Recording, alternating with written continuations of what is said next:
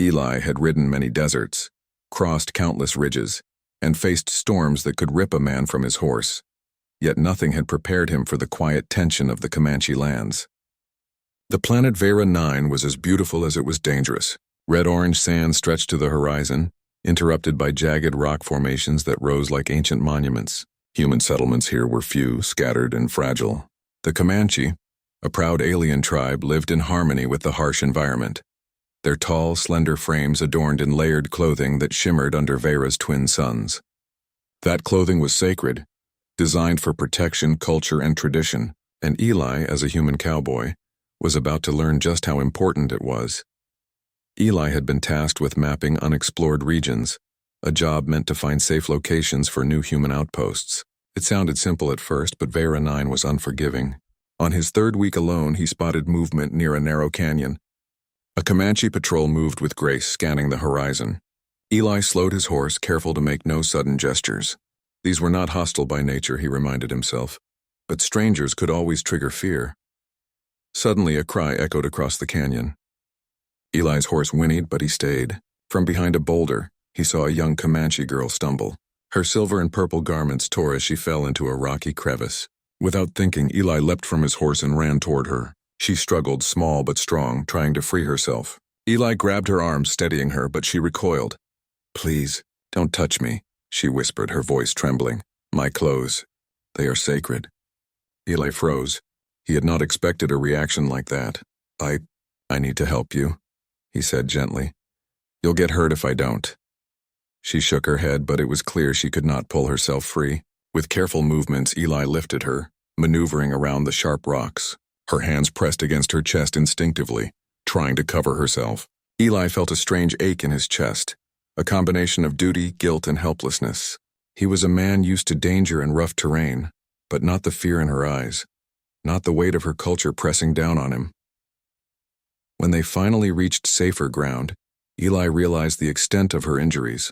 A jagged stone had torn part of her armor-like clothing, exposing sensitive areas. She looked down, horrified, and he understood her fear. Medical aid would require access to clean wounds, and that meant temporarily removing damaged layers. I have to do this," he said softly, kneeling beside her. "It's just to help you survive." Her eyes filled with tears. "Please, don't remove it," she whispered. Her name, he later learned, was Lyra. Eli took a deep breath. He had been trained to respect the customs of new worlds whenever possible. But life and death were stronger than etiquette. With utmost care, he loosened the damaged layers, covering her with a clean blanket he carried for emergencies. She averted her gaze, trembling, and Eli could feel the tension radiating from her, a mixture of fear, anger, and shame. He treated her wounds, cleaned them, and wrapped them carefully. Every movement was deliberate, every gesture meant to convey respect. He hated the thought of violating her trust, hated the idea that his actions, even necessary ones, caused pain. By the time he finished, she sat silently, shivering beneath the blanket, her ears flattened in visible discomfort. Eli could not look her in the eyes, ashamed that his attempt to save her had caused her distress. The sun sank lower, casting the canyon in long shadows. Eli realized that he could not leave her alone. The night was cold and predators roamed freely. He set up a small tent, careful to maintain distance and privacy. Lyra did not speak and he did not press. The silence was heavy, but it allowed both of them to breathe, to process the strange turn of fate that had brought a human cowboy and a Comanche girl together. Over the next few days, Eli helped Lyra recover. He brought water, gathered food, and repaired what remained of her garments with strips of cloth and his limited tools. Every interaction was cautious. She would not allow him near her when she changed, only letting him enter when absolutely necessary. Each time he felt the weight of his mistake, the breach of trust. It was not intentional, but intention did not erase the memory of fear he had seen in her eyes. Yet slowly, Lyra began to speak. At first, short words, clipped and formal. She asked questions about his world, his weapons, and the strange metal and cloth that humans wore. Eli answered as best he could, careful not to overstep boundaries.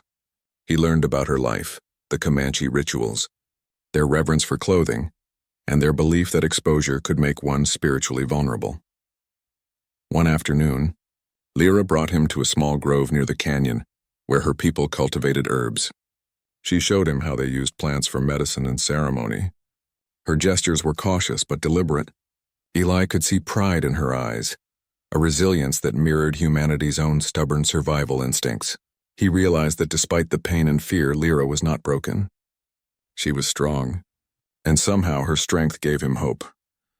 During these days, Eli thought often about what had happened.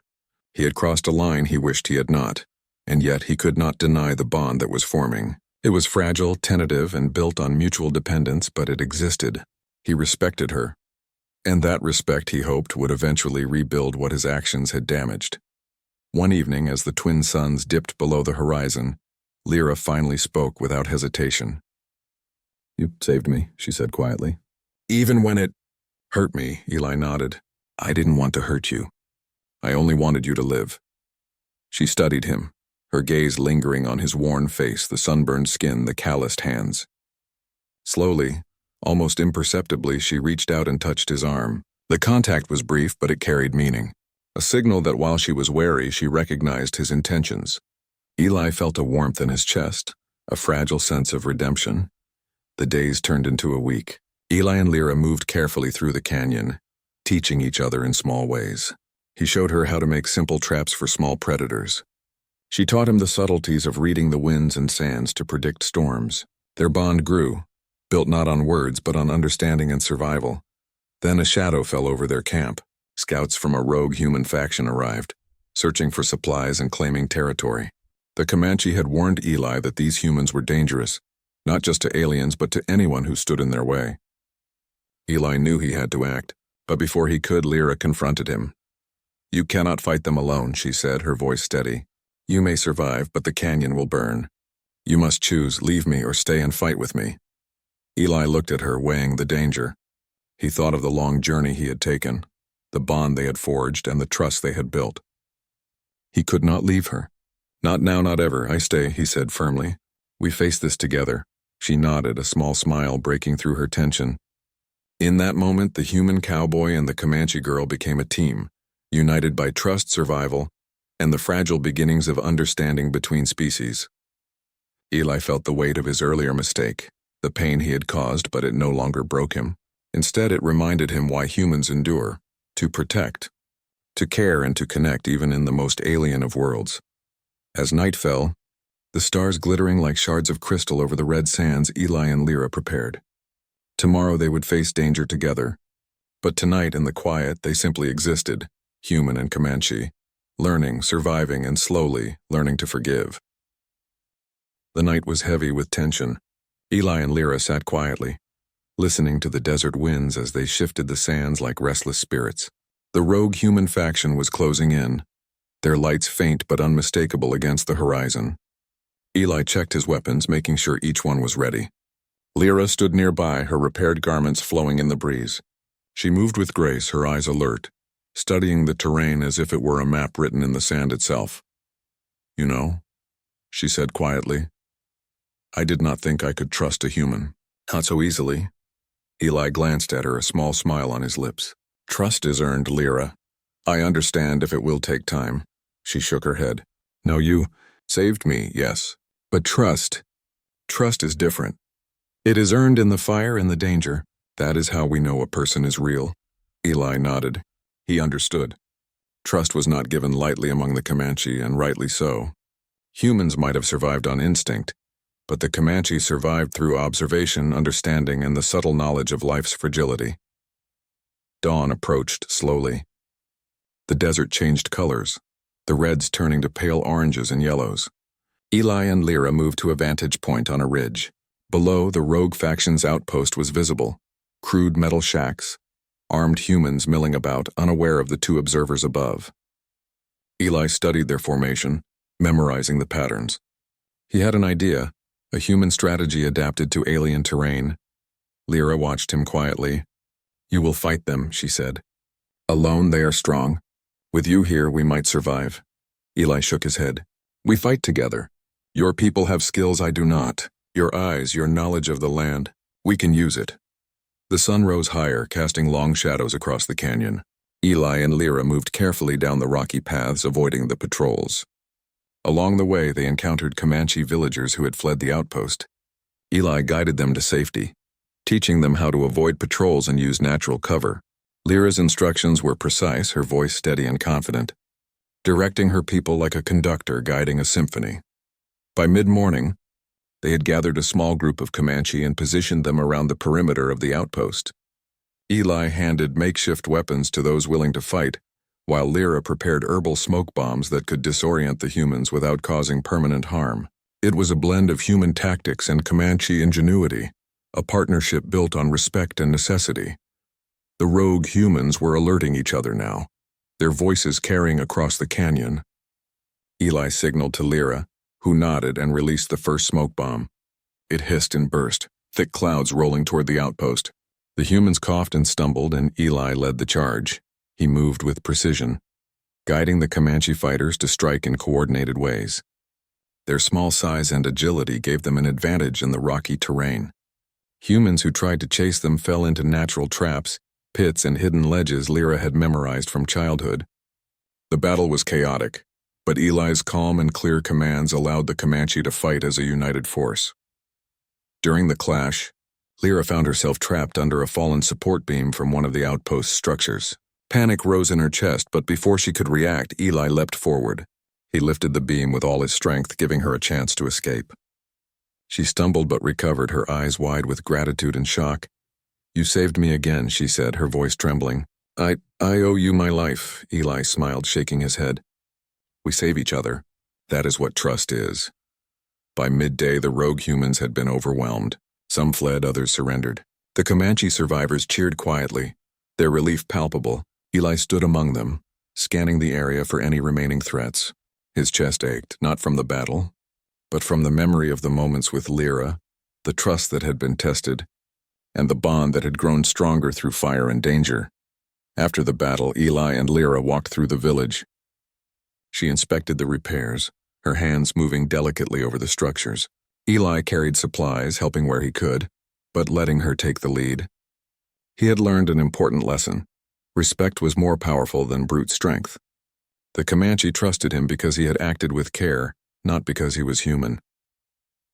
That evening, the village gathered to celebrate survival. They shared food and stories, and Lyra spoke about the courage of the human who had helped them. Her words were not just praise, they were acknowledgement. Eli felt a mix of pride and humility. He had not sought glory. He had only sought to do what was right. Later, as the twin suns set, Eli and Lyra sat on a ridge overlooking the canyon. The air was calm now, the battle behind them, the night ahead. Lyra's eyes reflected the fading light, and she spoke softly. "Eli, you crossed a line with me when you first helped. You removed what was sacred, what I could not bear to let anyone touch, and yet you never meant harm. You acted to protect, to save." Eli met her gaze, his own filled with regret and hope. "I hated that I caused you pain. Every moment I did, I felt it in my chest. But I also knew that if I did not act, you would have suffered more." Lyra nodded. She reached out, placing her hand over his. "You see, that is why humans are remarkable. You can carry mistakes, yet still act with courage. You can break, but you rebuild. That is something I respect more than anything." Eli felt a warmth spread through him. He had always known humans were capable of great feats. But here, on an alien world amidst the Comanche, he truly understood the strength of humanity, not just in battle, but in heart, in empathy, and in respect for life, even when it was different from their own. The following days were spent rebuilding. Eli worked alongside the Comanche, learning more about their culture, their rituals, and their deep connection to the land. Lyra guided him with patience, teaching him the meaning behind each ceremony, each garment, each symbol. He listened, learning not just to survive, but to honor the traditions that had once seemed alien and distant. As time passed, their partnership grew into something stronger. The villagers trusted Eli completely, and Lyra began to allow small gestures of friendship, small touches, and shared moments that had once been impossible. Eli understood the delicate balance of trust and respect, and he treasured it. One day, as they prepared for a journey to deliver supplies to another Comanche settlement, Lyra spoke. "Eli, you have done more than save lives. You have changed how we see humans. You have shown that courage and empathy are not bound to one species. Eli smiled, feeling the weight of her words. I only did what anyone should do. Protect those who cannot protect themselves. Help those in need. That is what makes us human. She looked at him, her eyes shining with respect and something else. A quiet admiration, a recognition of the bond that had formed through hardship and care. Then we are lucky to have you, she said simply. The journey ahead was uncertain. The frontier was still dangerous. Rogue factions roamed and the Comanche lands were not fully safe. But for Eli and Lyra, the fear had lessened. They had faced danger together, learned from one another, and built a trust that could survive even the harshest storms. In the end, it was not just survival that mattered. It was the understanding between two very different beings, the courage to act when the moment demanded, and the ability to respect life, culture, and heart, even when it challenged everything they thought they knew. As they rode across the canyon together, the sun rising behind them, Eli knew that this world, these people, and this bond had changed him forever. And in that moment, he understood why humans endure in the harshest places, not just for survival, but for connection, empathy, and the quiet strength to face what others cannot. Lyra rode beside him, no longer afraid, her trust earned and her respect given. The Comanche and the human had faced fear, danger, and misunderstanding, and had come out stronger. And Eli felt for the first time in a long while that he was exactly where he was meant to be. Together they rode into the unknown, a testament to human resilience, courage, and the unbreakable bond that could form across species, worlds, and hearts.